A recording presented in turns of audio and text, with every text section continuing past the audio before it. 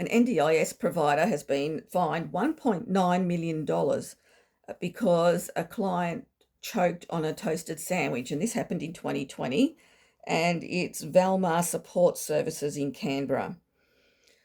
So this was in the news yesterday. I'm looking up the ABC website, and I'll just read you bits and pieces. So the 47-year-old Canberra man was non-verbal, had an intellectual disability, autism, type 2 diabetes, and Prader-Willi syndrome, which is an eating disorder. So he was fed a toasted sandwich, and in his meal plan, you're meant to moisten the sandwich and cut it up into very small pieces and supervise. So somewhere along the line, all this wasn't done, and he choked and passed away.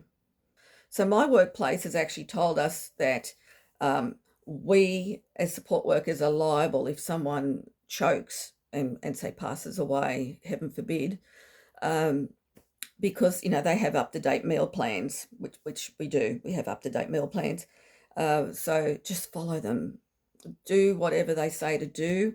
And sometimes you'll find families will bring in inadequate food. Like they might have a soft diet and they'll bring in, honestly, leftover pizza, leftover steak from the night before, and you can't feed it to them. You can't unless you blend it or mash it or whatever.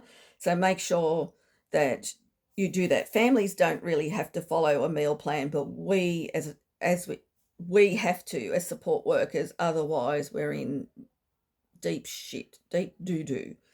Okay, so yeah, so you might need to have, in your workplace,